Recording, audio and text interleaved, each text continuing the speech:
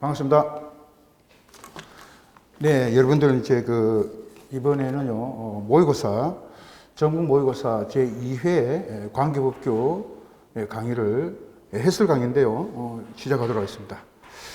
자, 문제 구성을 되어 있으면 이제 실제 시험에 나올 수 있는 그런 문제를 많이 또 구성을 해봤는데, 꼭 시험의 출제가 꼭 그대로 안 나온다 할지라도 여러분들이 그 시험에 우리가 준비하는 입장이기 때문에 여러분들이 그 대응을 할 수 있도록 하시기 바랍니다.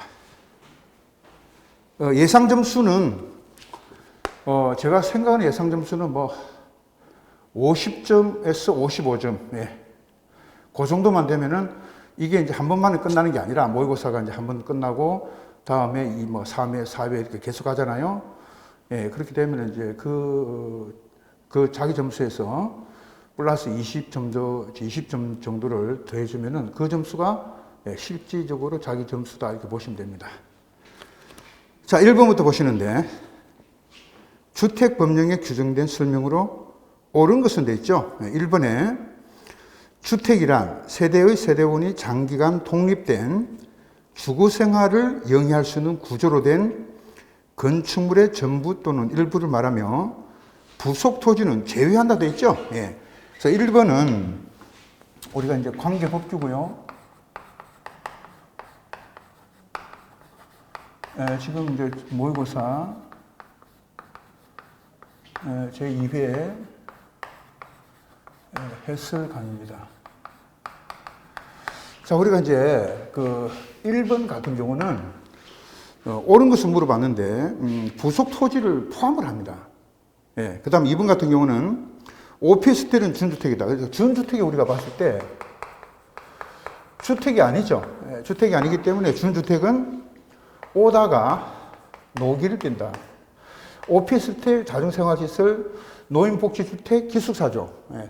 그래서 요 중간에 여러분들이 오피스텔을 하잖아요. 그러니까 준주택이 맞는 거죠. 2번이 정답입니다. 3번에 세대 구분형 공동주택이란 주택 내부의 공간의 일부를 세대별로 구분하죠. 구분된 공간의 일부는 구분 소유를 할 수 없습니다. 왜 그러냐면은 여러분들이 만약에 80평짜리 아파트를 보시게 되면 방도 많고 화장실도 많겠죠. 그럼 이건 구분된 공간인데 이 하나의 세대 구분형 공동주택이 있어가지고 각각의 이 구분된 공간, 이 구분된 공간에 대해서는 구분 소유를 할 수가 없습니다. 등기가 안 된다는 뜻이에요. 그래서 할 수 있는 게 아니고 할 수 없다. 그래서 3번 틀리고 4번 하나의 건축물에는 단지형 연립주택 또는 단지형 다세대주택과 원룸형 주택을 함께 건축할 수 없다는 거죠. 그래서 여러분들이 이제 이거예요. 도시형 생활주택이지만 도시형 생활주택이 같은 건물 안에서 예를 들어서 이쪽은 단지형 연립이나 단지형 다세대로 지었어요. 이쪽은 이제 원룸형으로 지었단 말이죠. 그럼 다 같이 도시형은 맞습니다. 그러나 같은 건물 안에 설치할 수 없다. 이거 하나고, 그 다음에 하나는 도시형 생활주택인데 일반 주택이죠. 일반 주택. 일반. 그러니까 85제곱미터 초과되는 거. 초과되는 주택을 일반 주택, 그 밖의 주택입니다.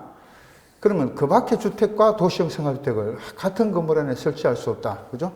근데 예외적으로 원룸형은 이제 85초가 되는 주택을 한 채 정도를 같은 건물 안에 이렇게 설치를 할 수가 있는데, 이제 준주거지역과 상업지역은 그런 한 채라는 규정이 없다 그랬죠. 자, 그런 식으로 여러분들이 이제 정리를 했기 때문에 4번도 틀리고요. 5번에 공공지원 민간임대주택 공급촉진지구 조성사업은 공공사업에 속한다. 맞습니다. 그러나 갈로 속에 자세히 보시게 되면은 시행자가 환지 방식으로 시행하는 사업만 해당된다. 이 부분이 틀렸죠. 수용, 사용 방식으로 해당하는 사업만 여기서 공공사업이 되는 겁니다. 그래서 여러분들이 우리가 이제 공공사업이라는 거는 결국은 국상공택, 공도경, 혁신, 행복, 공익이죠. 예. 이렇게 되는데, 예, 국민주택을 건설하기 위한 국민주택 건설 사업과 대지동 사업이고 산업단지를 개발하는 거, 공공주택 지구 조성 사업, 택지 개발, 공공지원, 민간 임대주택, 공급 촉진지구입니다. 요거 조성 사업이죠. 지금 여기 예문에는 요걸 갖다가 이제 집어넣은 거죠. 그리고 이제 도시개발 사업이 있고 경제자유구역 개발 사업인데 혁신도시 개발, 행정중심 복합도시 개발, 공익사업인데요. 이 공도경, 공공지원 민간임대주택 공고촉진지구 조성사업하고 도시개발 사업하고 경제자유구역 개발 사업 있죠. 요 세 가지는 반드시 그 사업 방식이 여러분들이 그 환지 방식은 된댔습니까? 아니죠. 예. 수용 또는 사용입니다. 수용 또는 사용 방식에 한정된다. 그래서 이런 부분은 1번은 5번이 여러분들이 꼭 맞는 것 같이 느끼시지만은 갈로 소개 봤더니 시행자가 환지 방식으로 시행하는 사업만 해당된다. 이 부분이 틀린 거죠. 예, 뭐로 고쳐야 돼요?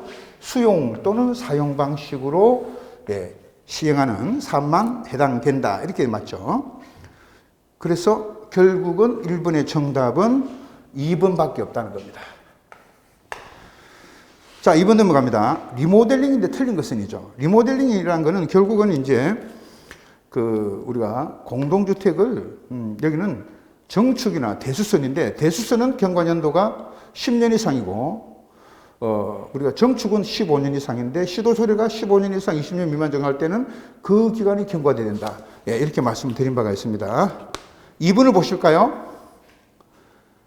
시장군수 구청장은 입주자, 사용자, 관리주체, 입대의 리모델링 주택조합이 거짓이나 부정한 방법으로 허가를 받았다면 그 행위 허가를 취소하여야 한다라고 되어 있는데 이게 주택법 제66조 제8항에 나와요. 요게 찾아보면요. 우리가 되게 여러분들이 관계법규로 공부를 많이 하신 분들은 뭐 거짓이나 부정한 방법 이렇게 나오면은 제일 끝에 말이 반드시 뭐 취소해야 한다. 뭐 그죠? 그런 말이 이제 필연적 뭐 허가 취소, 등록 취소 이런 게 나오는데 여기는요 유일하게 몇 개 안 돼요. 관계법규 중에서 몇 개 안 되는데 그 중에 하나가 취소해야 하는 게 아니고 할 수 있다로 딱 끝나더라고요, 이게.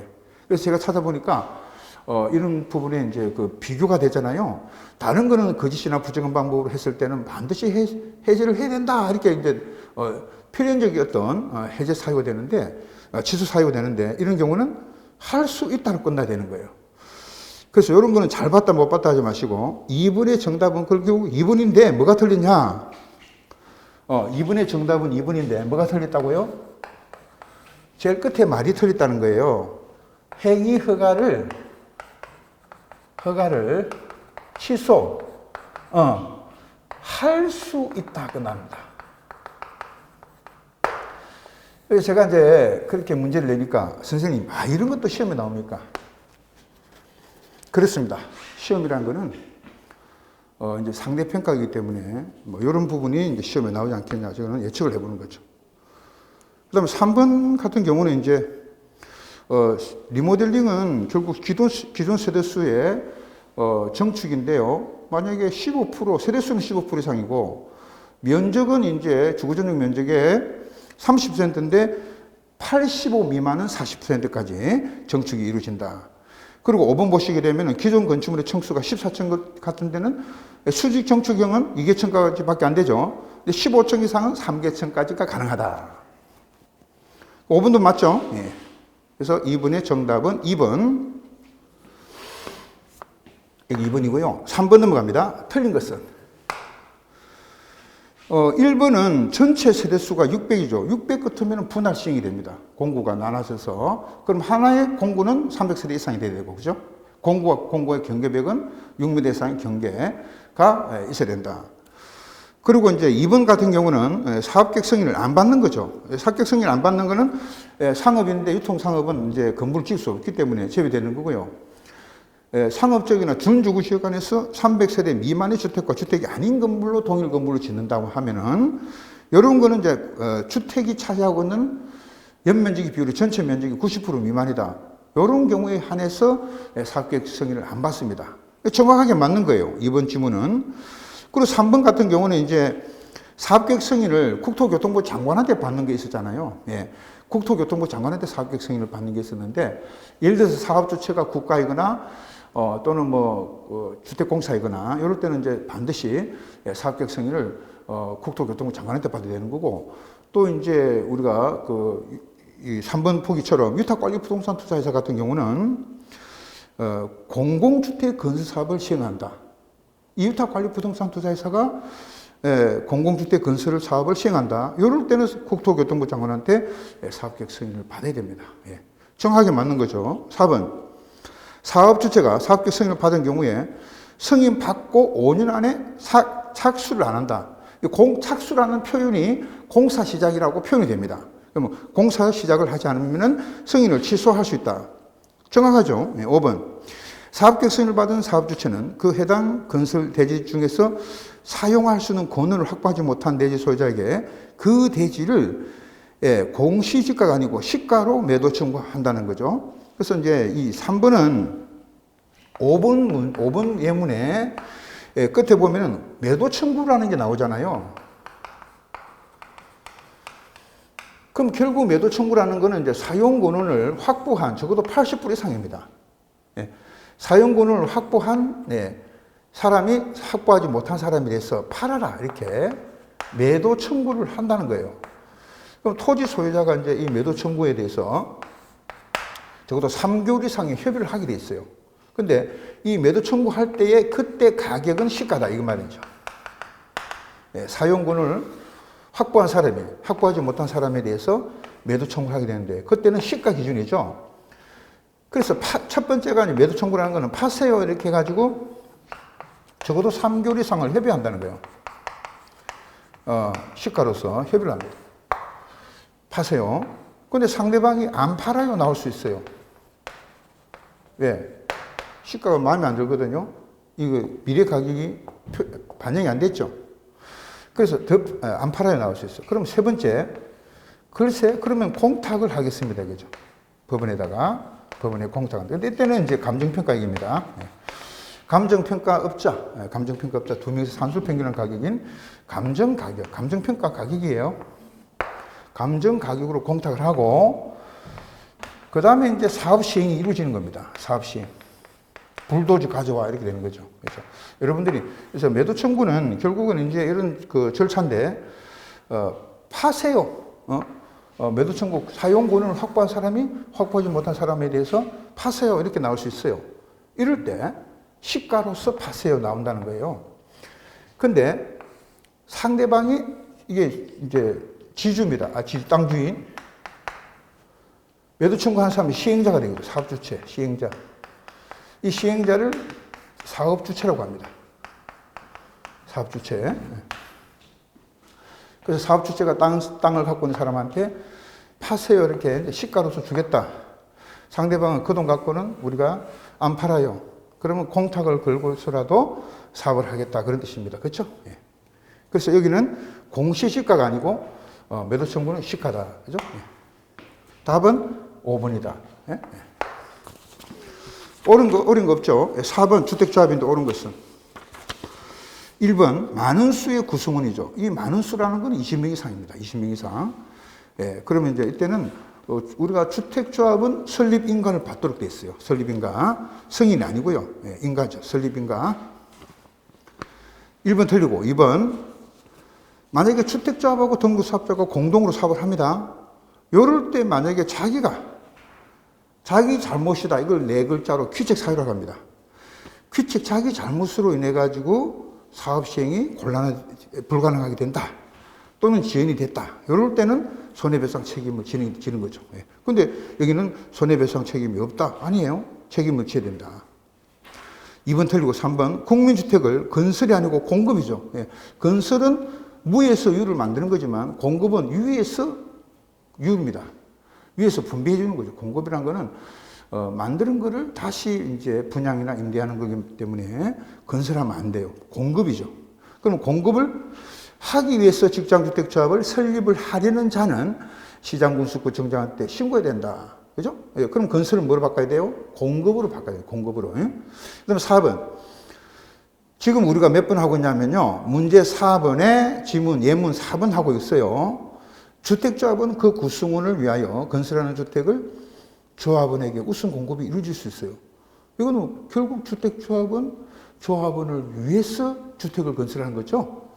그래서 직장주택조합에 대해서는 사업주체가 국민주택을 그 직장주택조합원에게 우선 공급할 수 있다. 정확하게 맞는 거죠, 이게. 또 5번 보시게 되면은 투기 과열 지구라는 게 나오죠. 이럴 때는 이제 지역주택조합이 구성을 선정할 때 신청서 접수 순서에 따라서 지위를 인정해서는 안 되는 거예요. 이건 하면은 신청서 접수가 뭐 빨랐건 늦었건 그게 중요한 게 아니죠. 예. 일단 접수가 된 상태에서는 앞서거니 뒤서거니 뭐 접수가 빠르건 늦었건 그게 중요한 게 아니고 똑같은 하나의 자격을 가지게 됩니다. 그렇기 때문에 여기서는 접수 순서가 빠르다고 해서 먼저 분양해주고 그런 거 없죠. 그래서 그런 거는 인정을 해주는 안 된다. 인정해야 한다가 틀렸죠. 그래서 4번의 정답은 4번. 5번에 주택상환사채 옳은 것은입니다. 주택상환사채라는 거는 결국은 이제 건설 사업자가 이걸 발행해가지고 주택 공급을 하기 위해서 건설을 하기 위해서 발행을 하는 하나의 채권이죠. 근데 이거를 발행을 할 때는 국토교통부 장관의 승인을 받아야 되는 거예요. 그래서 이거는 기획재정부 장관이 아니라 국토장관이죠. 국토교통부 장관. 2번은 지방공사와 등록사업자는 발행할 수 있다. 아니에요. 지방공사는 발행 못합니다. 그럼 누구가? 한국토지주택공사, 주공이죠. 주공, LH공사. LH공사 하면 안 됩니다. 우리 현실적으로는 LH공사인데 우리 법률 이름은 한국토지주택공사입니다. 그죠? 한국토지주택공사와 등록사업자는 주택을 상환하는 채권을 발행할 수 있다. 그죠? 3번. 주택 상환사채의 상환기간은 5년이 아니고 3년 초과 못하죠. 4번에 등록이 말소됐다. 그럼 이미 말소가 됐기 때문에 효력에 영향을 미칩니까? 아닙니다. 말소되더라도 발행한 것은 효력이 있다 이거죠. 미치지 않는다. 5번. 납입금 있죠. 이 납입금을 이제 어떻게 관리할 거냐. 해당 보증기관과 주택상환사채 발행자가 협의해서 정하는 금융기관이 있습니다. 그러면 자기들끼리 협의했기 때문에 그 금융기관에서 납입금을 관리하는 거죠. 정확하게 맞죠. 그래서 5번의 정답은 5번. 6번 넘어갑니다. 동별 대표자의 결격 사유죠. 공동주택 관리법 보면요. 동대표자라고 우리 흔히 이야기를 하죠. 이 동대표자는 아무나 될 수 없어, 일단. 그 해당 단지에 6개월 이상 거주가 돼야 됩니다. 그리고 이제 결격 사유가 없어야 되는 거죠. 그럼 그 결격 사유는 6번에 동별 대표자의 결격 사유다. 거기 보면은 이제 요거 결격 사유는 미파금, 건벌선, 대소사, 관리비 등 퇴임, 하여 임기 중에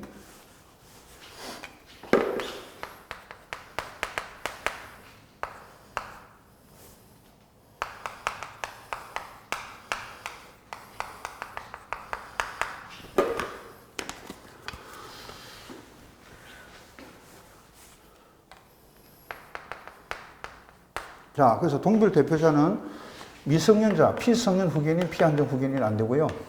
파산자로서 복권되지 아니한 자, 금고 이상의 형의 선고를 받고 집행이 끝나거나 면제가 되더라도 2년이 지나지 아니한 자, 금고 이상의 형의 선고를 받고 금고 이상의 집행 유예 선고 받고 유예 기간 중에 있는 자, 이거는 유예 기간 중에 있으면 안 되겠죠. 벌금형인데 이 벌금형의 선고를 받고 100만 원입니다. 100만 원 이상의 선고를 받고 2년이 지나지 아니한 자. 선거관리위원회 위원 안 되겠죠. 대리권이 없는 직계 배우자, 직계 좀비수 그 다음에 관리주체 소속 임원, 그 다음에 사업자 소속 임직원과 임원. 그러니까 앞에 거는 관리주체 소속이죠. 관리주체 소속 임직원은 안 되고요. 거래하는 사업자 소속 임원은 안 되죠. 사퇴 1년인데 사퇴는 1년이 지나지 아니한 자. 해임은 2년. 2년이 지나지 아니한 자. 관리비 등을 연소하여 최근입니다. 최근 3개월 이상을 연속하여 연체입니다. 연속해서 체납했죠. 이렇게 해서 이제 연속해서 체납해가지고 여기 10번이고 11번인데 퇴임을 한 거야.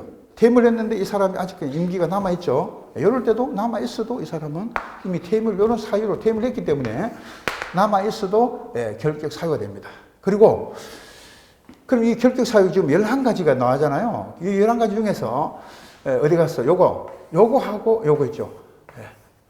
금고 이상의 형의 선고를 받고 2년이 금고 이상의 형의 선고를 받고 집행이 끝나거나 집행이 면제되더라도 2년이 지나지 아니한 자.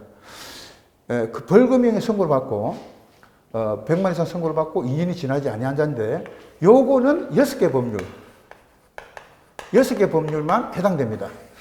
그래서 이 법이 이제 공동주택관리법이잖아요. 그 다음에 주택법, 민간임대주택에 관한 특별법, 공공주택특별법, 건축법, 집합건물의 소유 및 관리 관한 법률. 6개 법률입니다. 그래서 이 법은 공동주택관리법, 주택법, 민간임대주택에 관한 특별법, 공공주택특별법, 건축법, 집합건물의 소유 및 관리 관한 법률. 이 6개 법률만 해당된다 이 말이죠. 뭐가? 금고 이상 요구하고 벌금형이 있죠. 요거는 6개 법률만 해당된다. 근데 여기 보면은 6분의 3번 보십시오. 소방기본법을 위반하여 100만 원 벌금형의 선고를 받고 2년이 지나지 않은. 그리고 뒤쪽은 맞잖아요. 요거는 맞는데 이거는 이제 소방기본법에 눈 씻고 봐도 있어요, 없어요? 없죠.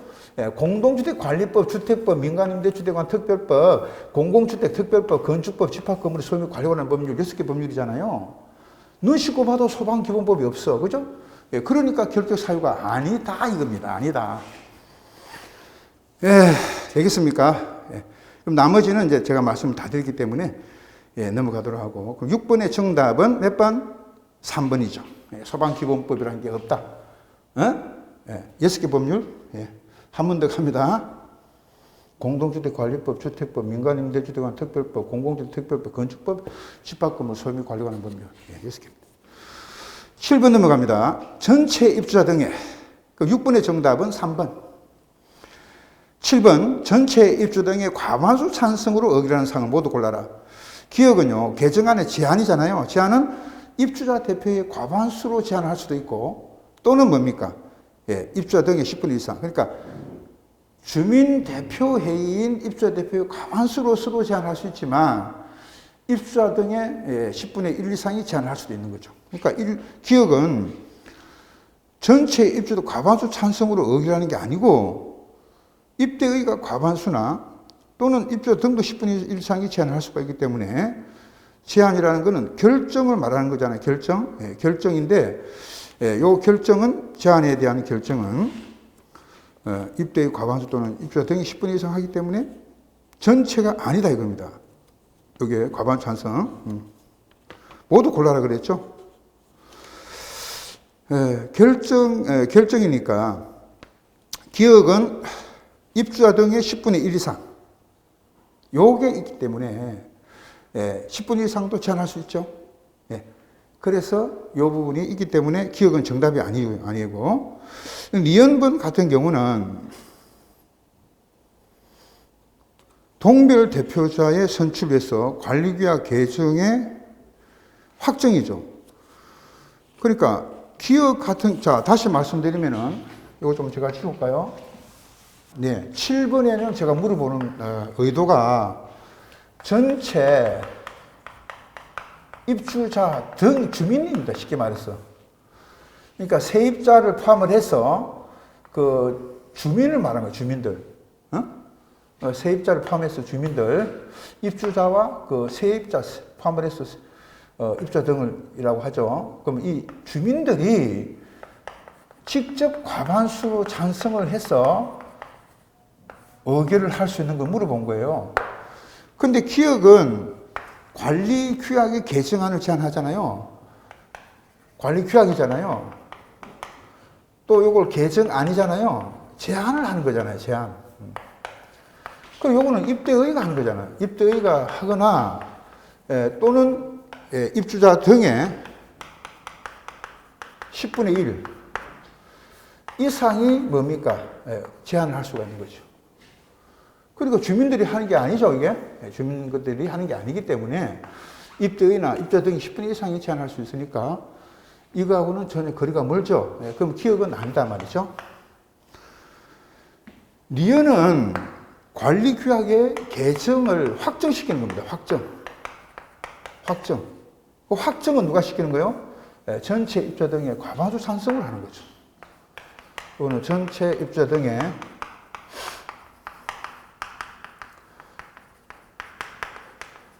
찬성을 확정하는 거죠.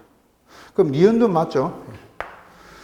디귿, 관리비 집행을 하려면 사업계획과 예산안 승인인데 요거는 입대의가 쉽게 말해서 예산안을 승인하는 문제다. 요건 입대의가 하는 거잖아요. 입대의 의결로 사는 거죠. 그럼 디귿도 아니고. 그 다음 리얼은 관리 방법을 변경을 시킨다. 근데 그 변경을 뭐 한다고? 확정시킨다는 거예요. 확정. 그 제한이 아니잖아요. 제한을 한다 그러면 입대의 또는 입주자 등의 10분 이상 제한을 하는 건데 확정되는 거는 전체 입주자 등이 과반수 찬성을 하죠. 이건 확정이다 말이죠. 확정은 또 전체 입주자 등의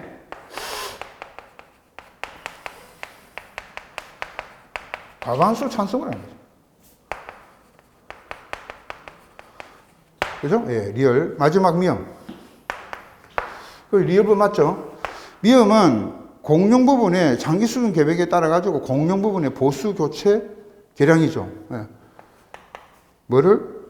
공용 부분을 보수한다. 또는 교체한다. 계량한다. 이거잖아요.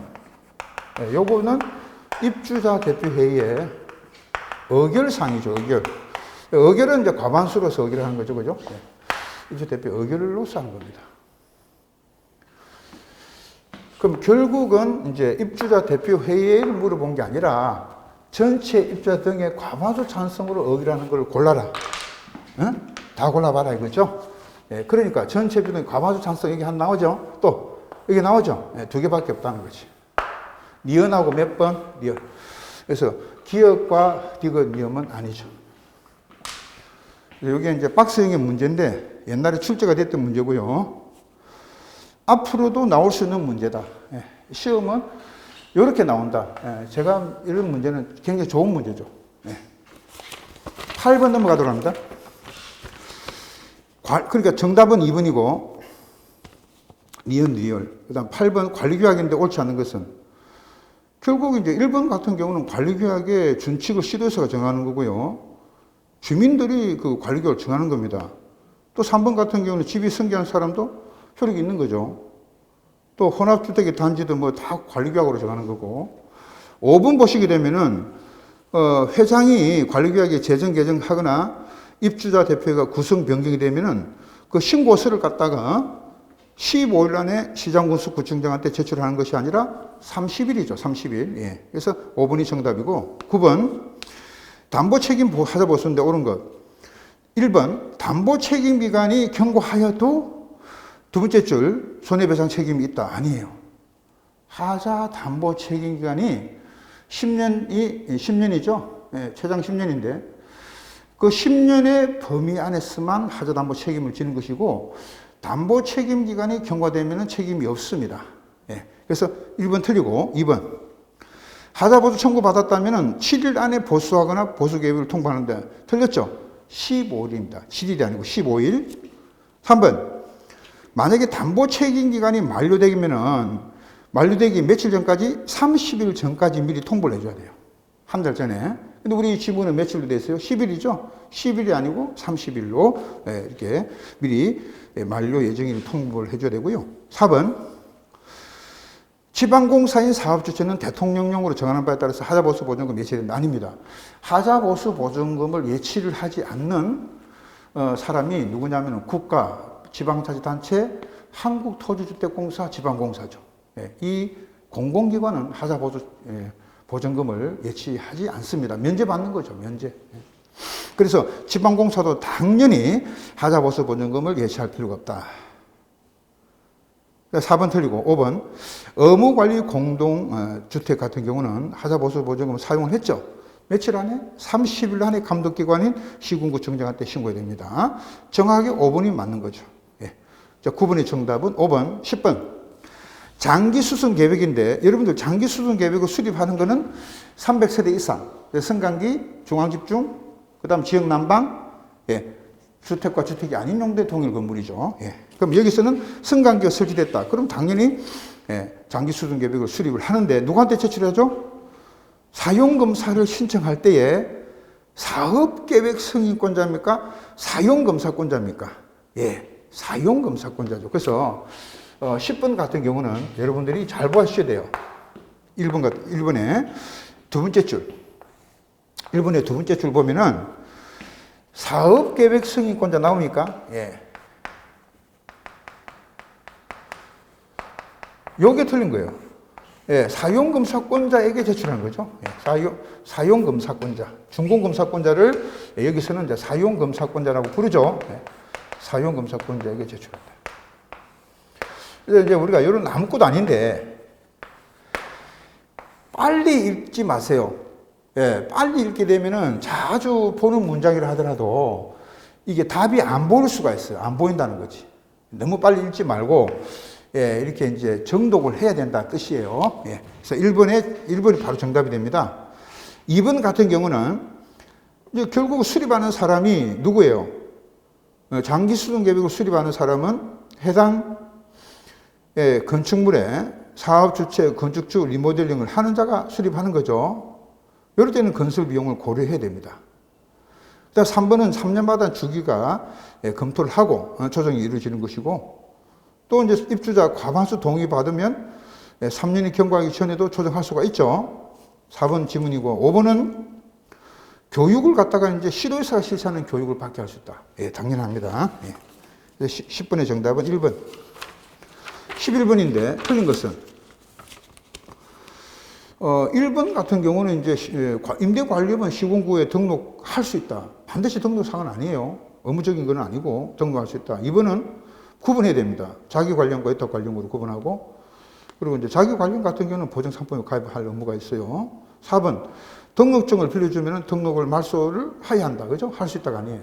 반드시 말소가 됩니다.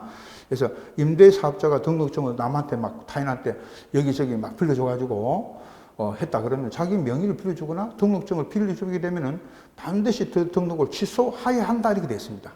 여기서 이거는 할 수 있다면 틀리죠. 4번이 정답. 그 다음에 폐업을 하고 싶으면은 30일 전에 미리 말소 신고를 하도록 되어 있습니다. 근데 5번 질문 맞아요. 12번 틀린 것은 공공준주택도 결국은 재정이나 기금 지원 받아갖고 주택법에 따른 준주택이니까 오피스텔, 다중생활시설, 노인복지주택, 기숙사 이걸 말하는 거예요. 이걸 갖다가 공공준주택이다. 그리고 2번 같은 경우는 주택지구가 지정 변경 고시가 되면은 그 지역은 도시지역이 되는 것이고 그 다음에 도시군 계획시설, 지구단위 계획구역이 지정 변경된 걸로 간주가 되는 거죠. 정확하게 맞습니다. 3번 주택지구를 해제할 때 330만입니다. 100만이 아니라 330만 제곱미터 이상으로서 체계적인 관리 계획을 수립을 안 하게 되면 난개발 우려되죠. 이럴 때는 몇 년 범위 안에서 10년입니다. 10년, 5년이 아니고 10년의 범위 안에서 특별관리지역으로 지정할 수가 있다. 그래서 이렇게 난개발이 이루어지는 것이 막기 위해서는 대규모의 주택지구가 조성이 됐는데 여기 이제 만약에 해제가 되면 난개발 우려되죠. 이럴 때는 이제 10년의 범위 안에서 특별 관리 계획을 갖다가 수립을 해서 하겠다는 겁니다. 그러면 3번의 정답이 되겠죠. 3번이 틀리고 정답이 됩니다. 그 다음에 주택지구는 토지 수용권을 공공주택 사업자가 가지게 됩니다. 또 특별순충당금 사용금 사유로부터 1년이 지난 날에 속한 달부터 매달 적립이 된다. 그죠? 정확히 맞고. 13번. 건축법의 용어인데 옳은 것은 용도 변경은 건축이 아니에요. 건축행위지. 건축행위. 그래서 여러분들이 자꾸 질문을 많이 하신 분들이 지금도 말이죠. 선생님, 아니, 건축행위가 건축 아닙니까? 아닙니다. 건축행위라는 거는 건축 대상행위인데 건축도 들어가고 뭐도 들어가요? 대수성도 들어가고 용도 변경 들어가죠. 그죠? 근데 여기 건축은 신축, 정축, 재축, 개축, 이전. 이게 건축이잖아. 그죠? 이게 건축이라고. 그러니까 건축은 신축, 정축, 재축, 개축, 이전. 이게 건축이단 말이에요. 그럼 건축과 건축행위는 일치가 됩니까? 아니지. 그죠? 예. 그러면 용도 변경은 어디 갔어? 용도 변경은 건축은 여기 4개밖에, 5개밖에 없잖아? 그러니까 그 용도 변경은 뭐예요? 건축행위지. 건축행위. 예. 이해가 안 되신 분들은요, 심화 과정을 한 번 더 여러분들 보시기 바랍니다. 예. 2번. 지붕틀을 3개 해를 정설을 해서 여러분들 연면적을 넓혔죠. 예. 연면적을 넓히는 것은 정축입니다. 높이를 증가시키거나 연면적을 증가시키거나 청수를 증가시키거나 예. 또 건축 면적을 증가시키는 것은 정축이죠. 정축. 예. 그래서 이제 2번 예, 정축이고 3번 4m 초과되는 기념탑 축조는 신고를 해야 되는데 요게 말이죠. 요번에 개정이 됐거든요. 아니 개정이 돼가지고 기념탑이 종전에는 6m인가 막 그럴 거예요. 근데 지금 이제 더 엄격이 이제 돼갖고 4m를 초과하더라도 신고해야 된다. 종전은 얼마? 6m. 지금 얼마? 3m 초과도 신고해라. 그래서 요게 이제 제가 문제를 만든 이유는요. 개정이 된 건데 혹시 여러분들이 개정된 걸 알고 있느냐 모르고 있느냐 그죠? 그거 물어볼 수도 있어요. 그래서 최근에 개정된 거기 때문에 여러분들 책에는 이렇게 이제 개정된 것이 안 나올 수도 있습니다. 그거 이제 한 번 더 확인해 주시고요. 그래서 답은 3번이다. 그리고 지하층은 지표면 아래 있는 층인데 지표면에서 최고 높이가 아니고 뭐죠? 평균 높이. 평균 높이가 층 높이의 2분의 1 이상. 지하층 바닥은 주요 구조부 아니죠. 주요 구조부라는 거는 내기 바보주지. 주요 구조부는 내기 바보주지죠. 내력비역 기둥 바닥보 주계단 지붕틀입니다. 14번에 허가를 받은 것으로 보는 경우 아닌 것은 바로 3번 보십시오. 관리지역인데 지구단위 계획구역에서 연면적이 150 미만인 2층 건물을 건축한다. 이게 원래는 이게 뭐지? 관농자, 관리지역, 농림지역, 자연환경 보전지역에서 200 미만이고 3층 미만은 대수를 하게 되면 신고죠. 신고인데 예외되는 게 있어요. 그게 뭐냐면 지구단위 계획구역이라든지 방제지구라든지 붕괴위험지역 있죠. 이런 게 들어가면은 허가를 받도록 되어 있습니다. 그럼 지구단위 계획구역 들어가기 때문에 이거는 뭐죠? 허가를 받아야 된다. 허가. 그러니까 정답은 3번이죠. 예.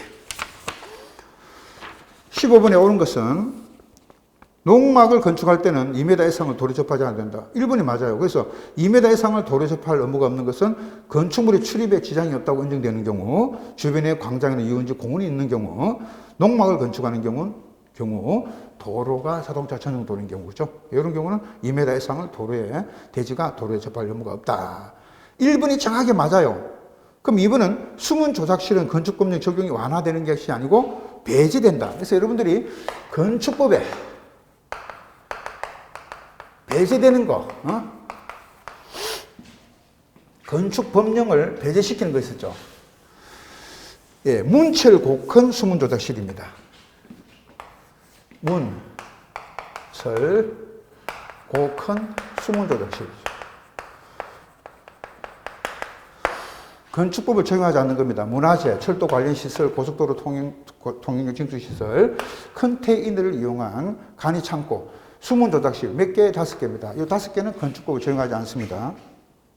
그럼 여기도 완화가 아니고 뭐로 바꿔야 돼? 배제. 배제. 어디 갔어요? 수문 조작실. 그죠? 뭐 적용하지 않는다 이겁니다. 2번 틀리죠? 3번. 허가 받고 2년 안에 착수를 했지만 완공이 불가능해요. 취소하여야 한답니까? 할 수 있답니까? 하여야 한다 이겁니다. 틀렸죠? 할 수 있다 아니에요. 4번. 시상청에 설치한 기계 전기 어린이 조경 생활 폐기물은 건축 면적에 산입하지 않는다. 바닥 면적에 산입하지 않는다 이겁니다. 맞습니까? 예, 건축 면적 아니에요. 바닥 면적. 5번 군사기지 및 군사시설 보호구역은 특별 건축구역으로 지정할 수 없다가 아니라 있습니다. 다만 이제 사전에 국방부 장관하고 협의를 해야 되죠. 예. 그래서 이제 5번도 틀리고 정답은 1번. 16번에 옳은 것. 아파트와 연립은 청수 산정할 때 1층 전부를 필로티 구조하죠. 주차장으로 사용을 하는 경우는 필로티 부분을 청수에서 제외한다. 정확하죠. 2번 금융호수 사무소 일반 업무와 같은 바닥면적 합계가 30 미만이죠. 이럴 때는 2종이 아니고 1종 건생시설입니다. 자, 2종이 아니고 1종. 그래서 2번 틀리고 3번 허가를 받은 건물의 착공을 제한을 하죠. 그럴 때는 이게 마음대로 제한할 수가 없어요. 그래서 주민 의견도 듣고요. 건축위원회 심의를 반드시 거쳐야 됩니다. 근데 생략할 수 있다면 틀리죠? 예. 4번 보실까요? 16번에 4번. 전용 주거지역과 준주거지역이 아니고 일반입니다. 일반 주거지역은 전국 방향의 일조권에 적용을 받기 때문에 준주거가 아니고 뭐로 바꿔야 돼? 일반 주거로 바꿔야 되죠. 5번 국토교통부 장관과 시도사는 도로 인접한 조화로운 도시경관의 창출을 위해서 일부 규정을 적용하지 않거나 완화해서 적용을 한다. 그래서 제일 끝에 뭐라고 돼 있어요? 특별 가류구역으로 지정을 할 수 있다. 누가 지정한다고? 국토장관 시도사 아닙니다. 그래서 여러분들이 이거 잘 봤다 못 봤다 하지 마시고 16번에 5번 보십시오. 5번 들어간다. 5번에 특별 가류구역이잖아요. 우리가 가류구역인데 이게 특별해. 요거 지정을 하는 사람은 국장과 허가권자입니다. 허가권자. 시도지사는 허가권자가 아니죠. 예. 그럼 여기서 이제 시도지사가 들어가면 맞아요, 틀려요? 안 된다는 거죠. 예. 요것 때문에 틀린 겁니다. 예. 그러니까 특별 가류구역을 지정하는 사람, 지정권자는 국토장관도 지정할 수가 있고 뭡니까? 허가권자가 지정할 수가 있죠. 근데 시도지사가 지정한다면 틀립니다. 그럼 다 맞는 거는 뭐라고? 1번밖에 없잖아. 그죠? 네, 그래서 16번의 정답은 1번입니다. 17번, 옳은 것. 도시 미관을 제외하거나 노후화로 구조적 결함이 있어요. 그럼 20년 이상 30년 이하인데, 요런 건물은 20년 이상 30년 이하야. 요 경과 기간이 지나면은 노후불량 건물로 간주돼 갖고, 정비 사업을 할 수가 있다 이겁니다. 그래서 1번이 맞는 거예요. 정비 기본 계획과 작성 기준과 작성 방법은 여러분들이 있죠? 어떤 계획의 작성 기준 이렇게 나오면은 전부 다 이거는 국토교통부 장관입니다. 예. 시장군수 등이 마음대로 해서는 안 돼요. 그래서 이제 이거는 국토교통부 장관이고 2번 주거환경 개선 사업의 시행자는 정비사업 조합이 된다. 주거환경 개선 사업이라는 거는요. 달동네 개선 사업이죠. 그래서 이거는 조합을 구성할 수가 없는 거죠. 그래서 시장군수구 정장이 직접 하거나 지정권자를 지정을 해서 할 수가 있습니다. 주공 등을 지정해서 할 수가 있죠. 그래서 이렇게 되면은 조합이 할 수가 없다. 3번 틀리고. 재건축 사업은 인가받은 관리처분 계획에 따라서 주택, 부대, 복리, 오피스텔 건설 공급을 하고 환지 방법은 못합니다. 재건축 사업은 오로지 무슨 방법만? 관리처분 계획. 그래서 환지 방법 들어가서 틀린 거죠. 5번 조합은 사업 시행 인가를 받은 후 국토장관이 정하는 경쟁 입찰 방법 시공자 선정은 아닙니다. 조합은 설립 인가를 받은 후에 시공자 선정을 바로 할 수가 있어요. 그리고 사업 시행 인가는 나중에 하는 거잖아. 그 설립 인가 받으면 바로 시공자 선정을 할 수가 있다. 5번 틀리죠? 다 맞는 거는 1번이죠. 18번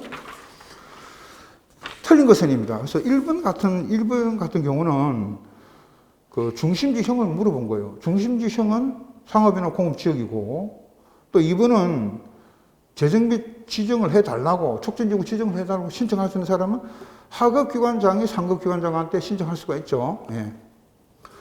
그 다음에 이제 면적인데 주거지형 50만, 중심지 20만, 고밀복합비용 10만 맞습니다.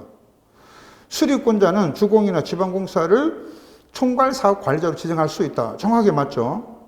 근데 5번은 뭐가 틀렸어요? 결정 고시가 되면은 뭐가 촉진지구에서 개발 행위를 하려면은 시장군수구청장이 허가를 받아야 된다 그랬는데 이 촉진지구는 지정이 되면요 개발 행위 허가가 금지돼 버립니다. 그래서 여러분들이 내가 집을 하나 샀는데 한남동에 집을 샀대. 근데 그 집이 뭐 토지를 허가구역 묶여가지고 뭐 허가받아서 샀긴 샀는데 내가 알고 보니까는 헌 집을 헐고 새 집을 지으려고 보니까 허가가 안 나오는 거야. 왜? 그 재정비 촉진지구로 지정된 곳은 개발행위 허가가 금지된다 이 말이죠. 즉 다시 말해서 건물을 지을 수가 없다 이겁니다. 예. 그 얘기는 뭐라고 됐어요? 허가를 받아야 된다. 아닙니다. 허가 자체가 금지되는 거예요. 그래서 5번이 정답이고 19번 소방기본법인데 옳은 것은 이죠. 1번은 이제 화재경계지구는 결국은 시장군수구청장이 지정을 해달라고 요청한다. 아닙니다. 소방청장이 누구한테? 시도의사한테 지정을 요청할 수 있죠. 그러니까 시장군수구청장이 들어갈 자리에 소방청장이 들어가야 됩니다. 2번 소방활동구역 안에 관계인에 대해서는 교육을 시켜줬다 했는데 이미 화재 경계지구죠. 왜 그러냐면은 소방활동구역이 소방대장이 정하는 건데 그 뭐 소방활동구역이 지금 불을 꺼야 되는 마당에 무슨 훈련을 한단 말입니까? 그래서 이거는 소방활동구역이 아니고 화재 경계지구로 돼야 되겠죠. 예. 3번 이제 화재 경계지구 안은 소방특별조사를 할 수 있다가 아니고요. 의무적으로 이렇게 연 1회 이상을 하도록 됐어요. 의무적으로. 그러니까 소방특별조사를 할 수 있다 그러면 안 해도 그만이잖아요. 근데 화재 경계지구는 반드시 연 1회 이상 소방특별조사를 하도록 됐다. 해야 한다. 할 수 있다가 아니고 해야 한다. 그래서 3번 틀린 겁니다. 그 다음에 4번에 소방본부장, 소방서장은 소방특별조사를 한 결과 화재 예방과 경계가 필요하다. 그러면은 이제 소방이 필요한 설치를 명할 수가 있는 거죠. 정확히 맞는 겁니다. 4번이. 그 다음에 이제 위험물이나 물건 보관하잖아요. 이때는 30일 동안 공고를 하는 게 아니고 게시판에 14일 동안만 게시판에 공고하면 됩니다. 그래서 30일이 틀린 거고 14일로 바꿔야 되겠죠. 19번의 정답은 4번이고요. 20번. 옳은 거 됐잖아요. 근데 1번은 뭐가 틀리냐면 화재 안전정책 기본계획은 이거는 소방본부장이나 소방서장이 5년마다 수립 시행하는 게 아니라 소방청장이 하는 겁니다. 소방청장이. 그래서 1번이 틀리고 2번 같은 경우는 이제 그 위험물 제조소 말이죠. 요거는 별도의 법이 있어요. 그래서 위험물 안전관리법이 정하는 바에 따라서 설치를 하기 때문에 2번이 정확히 맞아요. 3번 같은 경우는 소방특별조사는 3일이 아니고 7일 전에 일주일. 7일 전에 미리 알려야 되겠죠. 그래서 3일 전 하면 틀려요. 요게. 그 다음에 4번은 업무관리 대상 공동주택은 3급이 아니고 2급이죠. 2급. 2. 그래서 4번 틀리고 5번. 이제 허가 등의 동의 요건을 받으면 이제 이거 회신해줘야 되잖아요. 요 이제 그 회신은 10일 안에 회신을 하는 게 아니라 5일입니다. 5일. 근데 다만 이제 특급 소방안전관리 대상물은 10일입니다. 되겠습니까? 그럼 요건 5일이니까 5번도 틀리죠? 그럼 다 맞는 걸 몇 번? 2번밖에 없죠. 21번 틀린 거. 관리 주체가 직접 승강기 관리할 때는 승강기 안전관리자를 선임해서 승강기를 관리하게 된다. 아닙니다. 승강기 안전관리자를 선임하는데 직접 자기가 관리할 때는 제외되죠? 그러면 자기 건물에 자기 승강기가 있다. 그러면 그 건물주가 승강기 안전관리자 선임할 필요가 없다 이겁니다. 왜? 자기가 직접 관리하기 때문에 선임하지 않아도 된다. 그래서 1번이 바로 틀린 거예요. 직접 관리할 때는 그러지 않는다.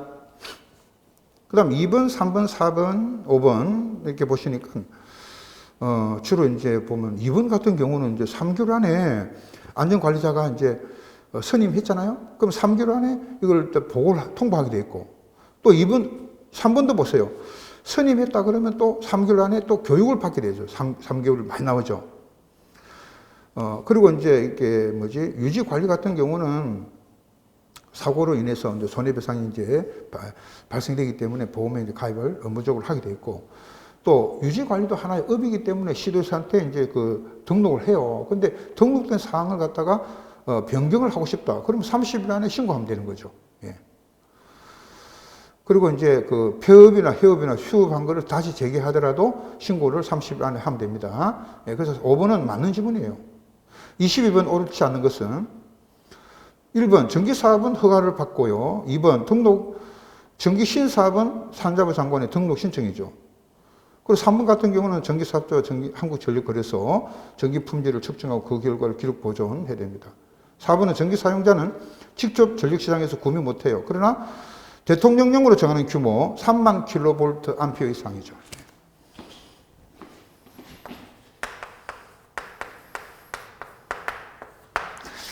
예, 요거 이상은 이제, 이때는 직접 구매가 가능하다. 그래서 지금 몇 번을 하고 있냐면 22번 하고 있고요. 22번에 몇 번을 하고 있냐면 몇 번이지? 4번 지문. 4번에 전기 사용자는 전력시장에서 직접 전력을 구매 못해요. 그러나 대통령령으로 정하는 규모는 직접 구매할 수가 있다. 그 대통령령으로 정하는 규모가 얼마냐 했더니 3만 킬로볼트 암페어라는 겁니다. 좀 특이하죠? 예.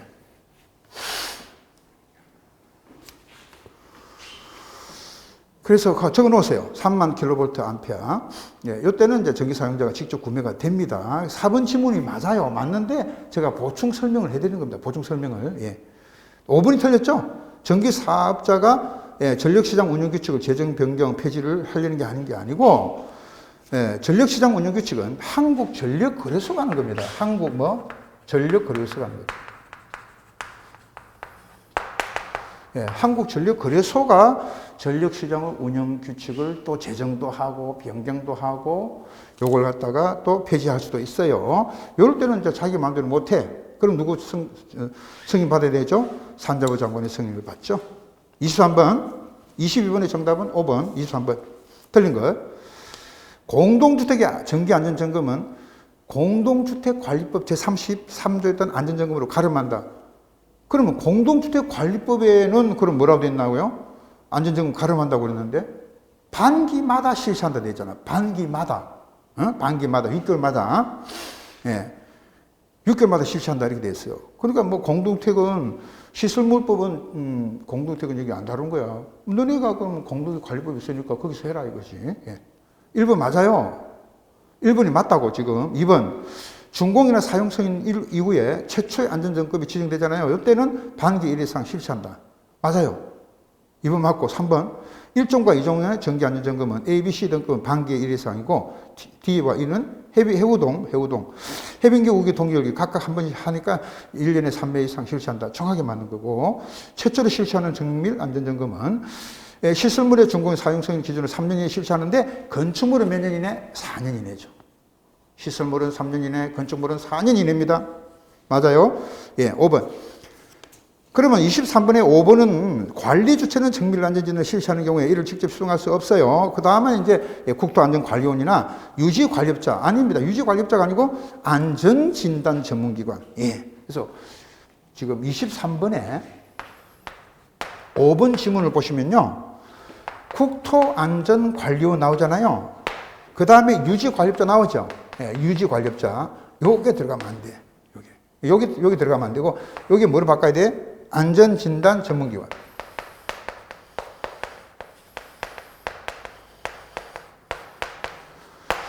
예, 이렇게 바뀌어야 됩니다. 그래서 5번이 틀린 거고, 그럼 23번은 틀린 것을 물어보니까 예, 정답은 5번이죠. 예, 24번 넘어갑니다. 집합건물법의 공용 부분인데 틀린 것은 이 원래 공용 부분을 갖다가 이제 요거 뭐지?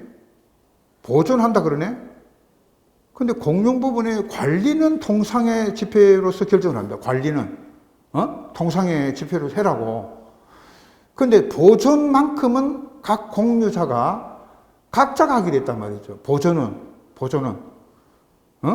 그러니까 보존을 통상의 지표로 결정합니까? 아닙니다. 관리만 한다고. 근데 보존 행위는 각 공유자가 각각 한단 말이에요. 각각.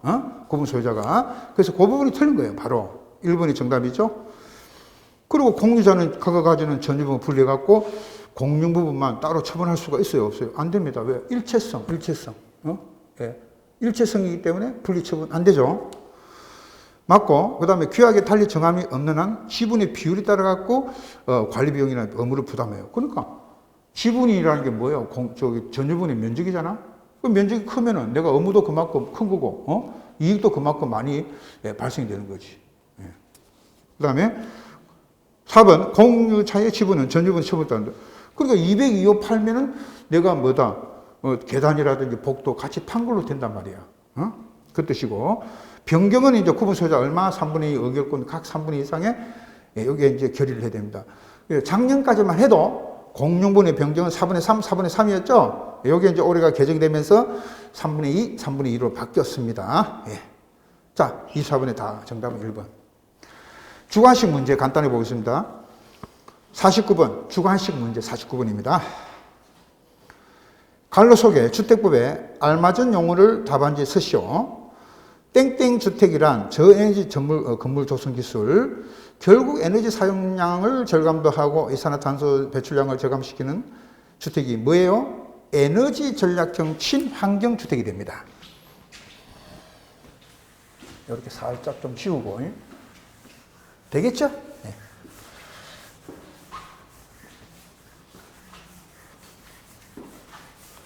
근데 여러분들 이제 이게 항상 저는요, 주관식 문제는 객관식 문제는 어떤 식으로든지 답을 갖다가 써놓을 수가 있잖아. 근데 이 주관식은요, 정확하게 그게 멘붕이 온다고, 멘붕이 이게. 갑자기 멍해지면서. 49번은 에너지 전략형 친환경주택이다. 그 다음에 50분입니다. 국민주택 용지로서 사용한대. 그럼 이거를 채비지 총 면적의 몇 프로? 50%. 50%까지는 이제 사업주체에게 매각을 할 수가 있습니다. 51번. 세대수가 증가되는 리모델링을 한단 말이야.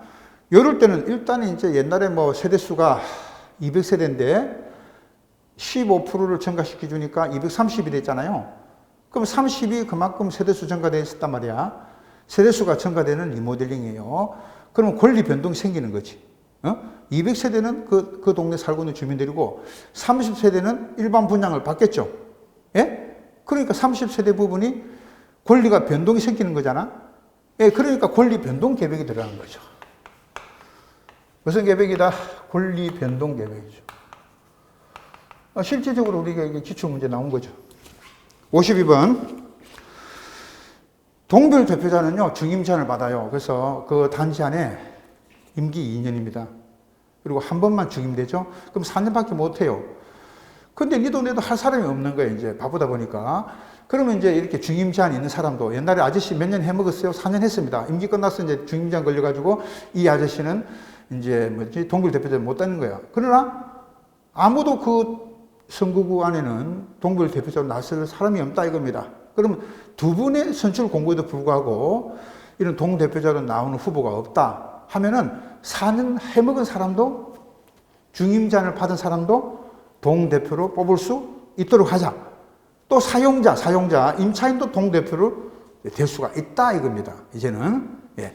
그래서 중임 제한을 받은 사람들, 4년 동안에 임기를 다 채운 사람도 다시 동대표로 입후보를 받을 수가 있고요. 또 사용자도 입후보를 받을 수가 있어. 예? 그러면 그게 그 내용인데, 52번은 몇 개월 이내? 2개월 이내. 선거구 직전 선출 공고로부터 2개월 이내 선출 공고를 하는 경우에 중임한 사람도 해당 선거구 입주 등의 과반수 찬성으로 다시 동대표를 뽑을 수 있죠.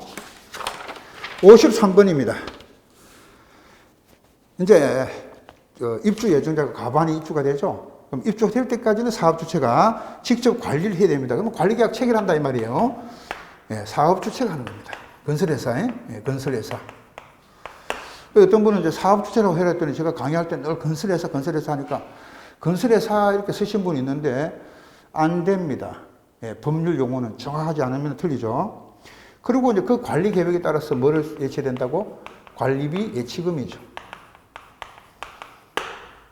관리비 예치금을 징수할 수 있다. 54번. 16층 이상의 공동주택하고요.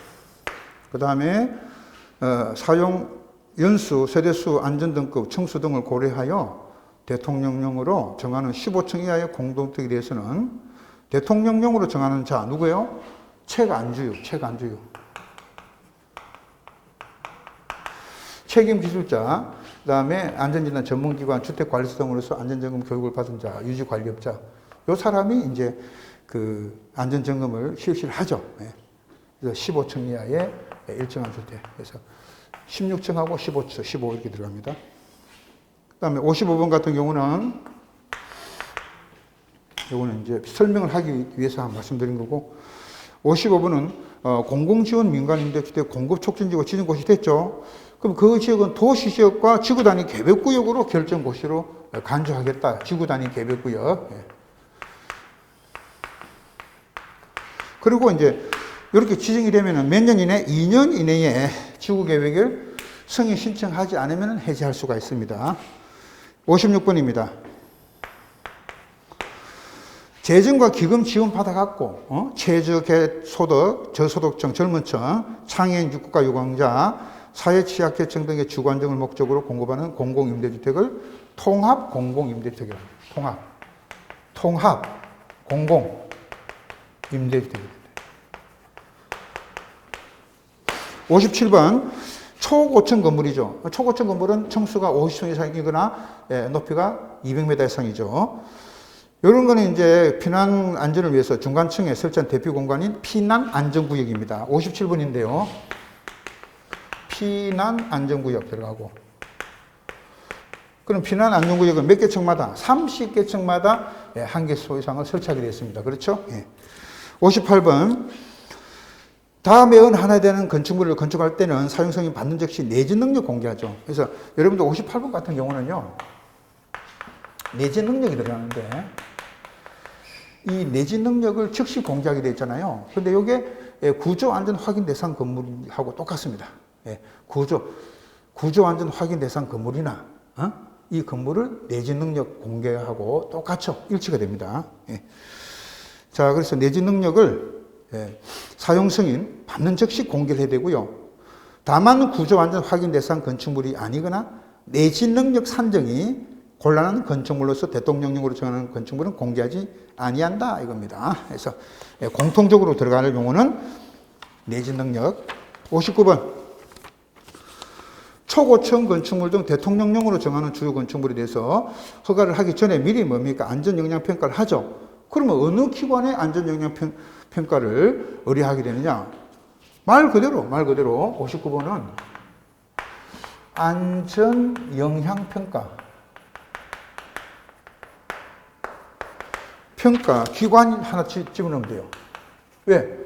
평가 기관이 평가를 받아야 되잖아. 그죠? 60번. 정비 기반 시설은 결국 도로, 상하수도, 공원, 공용 주차장, 공동구, 그 밖에 주민 생활에 필요한 열가스 등의 공급시설로서 대통령령으로 정하는 시설이다. 그러니까 그 지역을 정비하기 위해서 필요한 기반 시설이 뭐예요? 정비 기반 시설이라고 하죠. 근데 60번 같은 경우는요, 기반 시설 하면 틀려요. 그냥 정비 기반 시설 해야 되죠. 61번입니다. 우리가 단독이나 공동주택인데 아파트가 기소 제외된다. 저기 이제 그 특정 소방 대상물이 아닌 것. 이게 이제 단독주택하고, 우리가 연립과 다세대죠. 그러면 단독과 연립과 다세대 주택 같은 경우는 대통령령으로 정하는 소방시설, 즉 소화기 및 단독 경보용 감지기를 설치해야 됩니다. 그래서 소화기 들어가고요. 단독 경보용 감지기. 여기에 두 개가 다 들어가야 됩니다. 근데 요거는 순서가 뭐 바뀌어도 관계는 없어. 순서가 바뀌어도 관계는 없고요. 62번. 승강기 제조 수입업자는 이제 그 승강기에는 승강기뿐만 아니라 그 부품도 안전인증을 받는데 누가 실시하는 행정안전부 장관이 실시하는 안전인증을 반드시 받게 되어 있습니다. 그럼 이 안전인증은 승강기 자체적으로도 안전인증을 받지만은 승강기 부품도 안전인증을 다 받도록 되어 있습니다. 63번이죠. 전력계통이 들어갑니다. 계통. 그럼 전력계통은 전기의 흐름과 품질을 유지하기 위해서 전기 흐름을 통제하는 겁니다. 통제하고 관리하는 것을 전력 계통이라고 그러고 64번이죠. 시설물의 물리적 기능적 결함을 뭐하고 발견을 해서 신속하고 적절한 조치를 하기 위해서 구조적인 안전성과 결함 원인 등을 조사, 측정, 평가를 해갖고 보수 보강 등의 방법을 제시하는 행위를 뭐라고 합니까? 정밀 안전 진단이죠. 반드시 이거는요, 육안으로는 안 되고 기구밖에 안 돼요.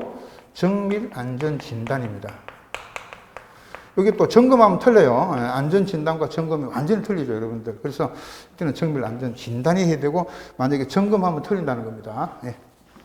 자, 그래서 이상으로 여러분들이 그 제2회 관계국교 모의고사 해설 강의 모두 마치겠습니다. 수고했습니다.